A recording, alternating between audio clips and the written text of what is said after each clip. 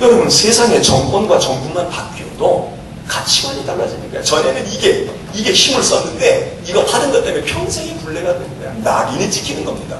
그런데 우리가 하나님의 백성이 되어서 하나님의 사람으로 살아가는데 하나님의 법의 질서, 하나님의 나라의 질서에 들어가 있으면 이게 다 바뀌는 것 아닙니까? 그래서 예수님의 비유를 보면 예수님의 비유 가운데서 많은 구조가 무엇인가 하면 역전이 되어지는 것입니다. 극적인 역전이 일어나는 거야. 전에 이렇게 있던 사람이 이렇게 가고 이렇게도 있는 사람, 이게 천국이거든. 공산당의 혁명보다 사실 더 무서운 거거든요. 근데 우리는 여기에 있는 기존의 질서가 천국에도 이어진다고 생각을 하고 있어요. 그런데 이어질 수도 있겠죠. 그러나 이어지는 것보다는 뒤집어지는 게 많습니다. 예수님의 비유는 결정적인 순간에 가서 다 뒤집어지는 거예요. 그런 비유가 많이 있어요. 그래서 둘째 시간에 정말 우리가 예수 믿기 전에, 은혜 받기 전에 믿음의 생활 제대로 하지 못할 때 부끄러웠던 것들을 지금도 여전히 부끄러워한다면 이건 뭐 잘못이다. 전에 부끄럽게 생각했던 게 예수 믿고 보니까 하나도 부끄러운 게 아니야. 예수 잘 믿어서 만일에 진급을 못했다면 전에는 그것 때문에 속이 상했지만 지금은 그게 내 자랑이야. 네. 세 번째 성회에서는 롯과 아브라함의 이야기를 말하면서 영성과 세속성이 혼재되면 큰일이 난다는 말씀을 드렸습니다. 롯은 전혀 이방인이 아닙니다. 롯은 어떻게 보면 오늘보다 우리보다 더 크리스찬입니다. 롯이 절대로 우리보다 믿음이 없는 사람이라고 단정하면 저는 아니라고 이야기합니다. 왜? 우리가 언제 아브라함 같은 사람 밑에서 훈련을 제대로 받았습니까?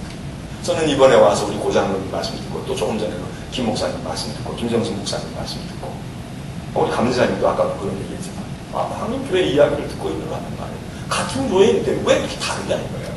왜 현실에 있는 교회들보다는 다른 교회 같아요. 그렇게 훈련이 다르게 있으시죠. 장로님들의 열심히 다 분담해서 있고 아까도 맞아요. 장로님들은 다 그런 거 아닙니까? 근데 제가요, 글쎄요, 다 그럴까요? 모르겠어요. 제가 주변에 본 그렇지, 그래야 되는데 그렇지 않은 경우가 많이 있거든. 그러니까 제대로 정말 훈련도 잘 받고 우리가 제대로 뭘 했으면 그렇게 됐겠지. 근데 오늘 우리가 저부터도 그런 훈련이 부족하고 저부터도 그게 모자라는데 저와 함께 있는 성도들이나 저와 함께 자란 청년들이 뭘 제대로 듣겠어요. 그런데 롯은 평생을 하나님의 종이었던 믿음의 조상으로 우리가 지금도 추앙하고 있는 아브라함과 같이 살았는데 아무리 이 롯이 정신이 나서도 우리만 못했겠습니까? 정말 맞습니다. 그런데 왜 롯과 아브라함이 이렇게 달라지느냐? 왜 달라집니까? 뭐 예정론에 의하면 그게 뭐 예정된 거라고 이야기하면 간단하게 해결되겠지만 우리의 입장에서 보게 되면 롯도 영적인 사람, 롯도 대단히 우리보다 더 신령했어요. 요단의 들을 바라다 볼 때 그냥 이기심으로 비즈니스하는 안목으로만 본 사람이 아닙니다. 저건 하나님이 나에게 주시는 거야. 이번에 기회 하나님이 나에게 주시는 기회라고. 내가 이 기회를 놓치면 안 돼. 너희가 때가 악하니까 말이야. 하나님이 주신 기회를 살아. 세월을 아껴라. 그 얘기는 여러 가지 해석이 가능하지만 그 중에 하나 유력한 것은 기회를 사라는 얘기 아닙니까? 너에게 찬스가 오면 딱 붙들어라. 하나님이 너에게 주신 타이밍을 놓치면 안 돼. 그래서 야구 선수가 홈런을 칠 때는 벌써 홈런 칠 그 순간에는 공이 커 보인다는 거 아닙니까? 그리고 방망이를 맞을 때 가장 중요한 부분에 가장 적절한 힘이 가해질 때 시간이 딱 맞을 때 휘두르면 그게 담장을 넘어가는 거지. 그냥 가운데로 힘만 방망이가 부러져도 앞에 가서 떨어지는 공이 있는데 방망이 멀쩡하고 아무것도 아닌데 그날따라 이상하게 공이 크게 보이면 그게 크게 보이면 정확하게 맞추는 거죠. 그러니까 탐을 넘긴다는 거 아닙니까? 그렇게 보는 거예요. 하나님이 나에게 기회를 주신다, 홈런 칠 기회를 주신다 생각하는데 그걸 어떻게 놓칠 수가 있어요? 그래서 제가 드리는 말씀이 여호와의 동산 같았다고 고백하는 겁니다. 소돔에 있는 온 들이 여호와의 동산 같았다. 우리보다 훨씬 더 믿음의 안목을 가진 거예요. 그런데 문제는 어디냐면 여호와의 동산 같았다고 끝나야 되는데 그 다음에 애굽 땅과도 같았다는 거예요. 애굽 땅과도 같았다. 애굽 땅과 여호와의 동산은 같은 게 아니에요. 그런데 동일시할 수 있는 거예요. 겉보기에 비슷해. 비옥하고 말이에요. 거기 풍족하고 넓고 먹을 게 무진장이고 하나님 축복인 줄 알고요. 하나님이 나에게 주신 기업인 줄 안다고요. 믿음으로 하는 거예요. 그건 그 사람의 믿음이에요. 롯의 믿음이에요. 믿음 아닌 세속이 아닌 거예요. 그런데 문제는 롯은 지금 그걸 믿음이라고 영이라고 생각을 했는데 그 속에 무서운 세속성이 함께 기생한 거예요. 그러니까 문제가 커진 거예요. 신앙으로 고백하고 사업을 시작한 거예요. 축복인 줄 알았어요. 그런데 그 축복이 화가 되는 것을 알았어야 해요. 성경은 거기에 소돔성도 있고 비옥한 들도 있으니까 요즘으로 말하면 소떼 양떼도 치고 거기 소비하는 도시가 있고 생활 수준이 강남 이남 아니죠. 뭐 이런 데처럼 생활 수준이 높으니까 거기서 다 우유 제품 사 먹을 수 있고 좋은 양비 다 사서 옷 만들어 입을 수 있고 다 그런 거예요. 얼마나 안목이 뛰어난 겁니까? 정말 하나님이 주신 축복의 공장이에요. 그런데 성경이 이야기해요. 소돔성은 죄인이 많았더라는 거예요. 거기 수준 높은 사람들만 생각했지 죄인이 많이 있다라고 하는 것은 보지를 못하는 거예요. 하나님이 주신 축복의 땅이라고 생각했지만 또 한쪽에는 애국의 땅과도 같은 거예요. 이 혼재가 영성과 세속성의 혼재가 이게 문제라는 거예요. 영적이라면 영적이어야 하는데 영적이면서 세속적인 거예요. 하나님도 섬기고 세상의 재물도 섬기고 하나님도 얻고 명예도 얻고 땅의 것도 얻고 세상 것도 얻고 하늘의 신령한 복도 얻고 땅에 기름진 것도 얻고 물론 하나님이 주시기도 하죠. 대부분은 그렇게는 어려운 겁니다. 그런데 오늘 우리는 우리 목사들부터도 그런 게 우리의 마음속에 오는 거예요.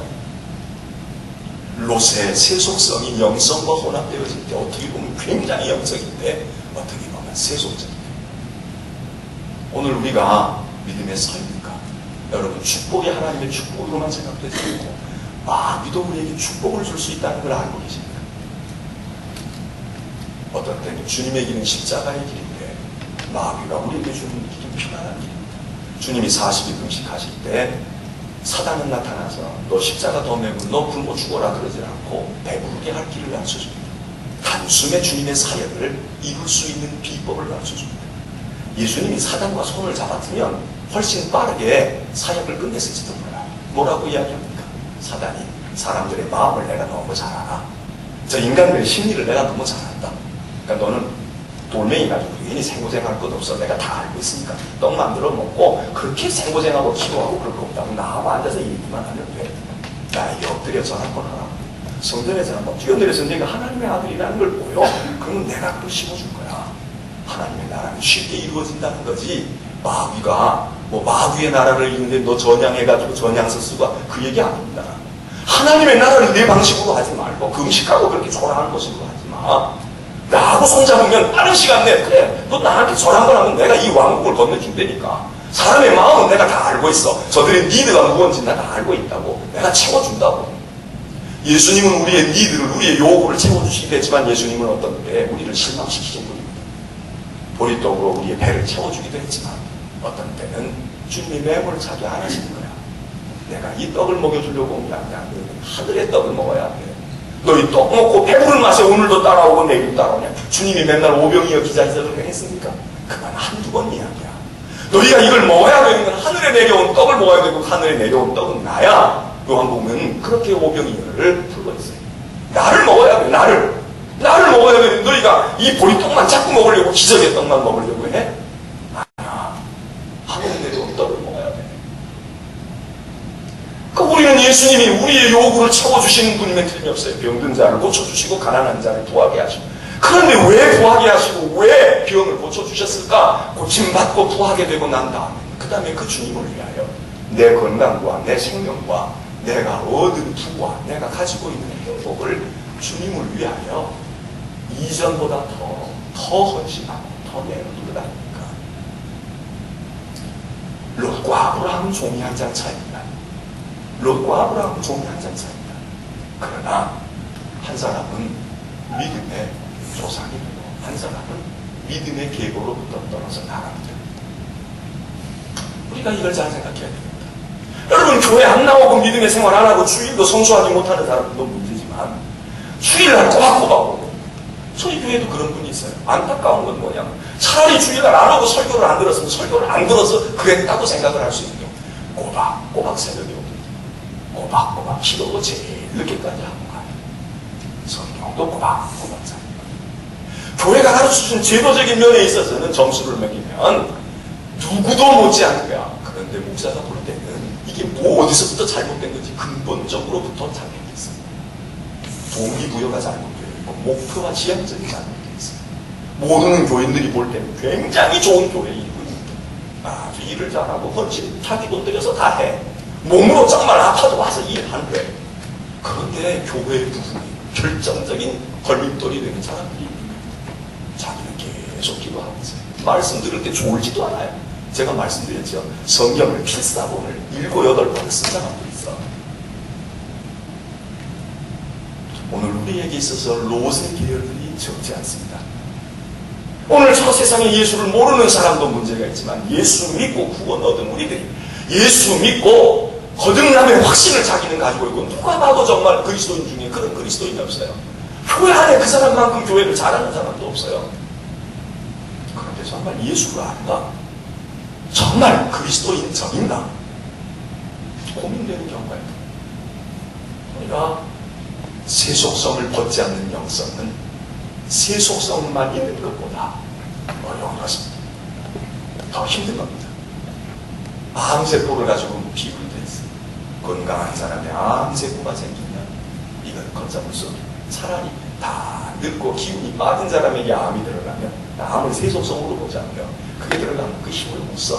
그런데 왕성한다. 여기 막 혈액순환이 잘 되고 먼지가 넘쳐나고 말이에요. 영양상태가 좋고 이 암이 딱 이 세속적인 세속성의 암이 영성과 결합을 하면 그럼 어려워지는 겁니다. 이건 교회 역사가 말하고 있는 겁니다. 어제 저녁 화요일 낮 시간에 저녁 시간에 저는 그리스도인은 무엇이냐, 그리스도인은 감동의 삶을 사는 사람이다. 오늘날 웃음을 많이 이야기하고 그래서 웃어야 된다고 그러고 웃으면 치료도 할 수 있고 예방도 할 수 있고 웃는 효과가 이렇게 얘기하고 그걸 제가 부인하는 건 아니지만 우리에게 더 큰 놀라운 효과적인 그런 힘이 있는 것은 우리가 감동의 삶을 사는 감동을 받는 그런데 감동도 여러 가지 감동을 받을 수 있는데 여러분 드라마를 통해서 감동만 받아도 하루 저녁에 우리의 심리가 다 스트레스가 풀릴 수도 있는 거예요. 다 엉덩이가 풀려갈 수도 있어요. 그러니까 드라마도 보시라고. 근데 드라마 보고 감동받을 때 꼭 여러분이 생각해야 될 건 거기서 슬픈 주인공과 고생하는 주인공을 보고 정의롭게 살았는데 억울함을 당하는 주인공을 보고 여러분의 마음이 싸하고 눈물이 핑 돌거든요. 한 가지 내가 주님 앞에서 주님의 말씀 앞에서 내 마음이 저렇게 싸한 마음을 가질 수 있다. 영적인 감동, 하나님의 감동을 세상 사람은 몰라요. 그래서 세상 사람은 사람의 감동을 다 찾는 거야. 그래서 고객을 감동시키라고 감동시키면 손님이 된다는 거고 그렇게 하면 된다는 거예요. 세상 사람은 사람의 감동보다 더 큰 감동이 없거든. 우주의 전체 쇼가 벌어지고 말이죠. 해성이 나타나고 객이 일식 월식이 나타나고 감동하고 말이에요. 아름다운 경관을 보고 감동 얻지만 그 감동보다는 내 사랑하는 남편이 나에게 한마디 시어머니가 아가 너 참 고생했다. 내가 이제 얼마 살지 못할 것 같은데 그동안 내가 고맙다는 말을 못했지만 난 마음으로 너에게 고맙게 생각해서 한마디 얘기해 주는 게 천하를 얻는 것처럼 감동을 받아요. 그 감동을 받는 맛에 문화적인 생활도 원하고 스포츠 좋아하는 사람은 골프 칠 때 그 골프공이 들어가서 그냥 딱 홀인원을 할 때 그때의 그 감격과 감동이라는 건 말할 수 없다는 거야. 세상 사람은 그런 곳에서 감동을 찾고 있어요. 문화와 예술과 인간 속에서. 근데 그리스도인은 무언가 예수 믿는 사람은 우리는 더 큰 감동, 하나님으로부터 밀려오는 감동이 우리의 신앙생활 속에 없으면 그럼 신앙생활은 헛거다. 하나님의 말씀을 들을 때 주의 종들이 말씀을 전할 때 감동이 오든지 찬양에서 감동이 오든지 그 찬양을 준비하면서 내가 감동을 받든지 목사들도 설교하면서 그 목사들도 알아요. 교인들이 은혜 받는지 못 받는지. 왜냐하면 설교하는 설교가 자기에게 은혜가 되면 교인들도 은혜를 받는 거예요. 근데 자기에게 은혜가 안 되면 교인들이 은혜를 받아도 사실은 그건 깊은 은혜가 아닙니다. 그래서 그 사람의 본능을 건드려준 거야. 가져온 것을 긁어주어서 은혜 받았다는 건데 이 교인들이 은혜를 받았다는 얘기 속에는 무서운 함정도 있는 거예요. 자기가 원하는 걸 먹은 거야. 당뇨병 환자가 말이에요. 자꾸 단 거 먹고 싶어서 단 거 먹고 나서 맛있는 거 먹었다. 그건 맛있는 게 먹은 게 아니지 독을 먹은 거지.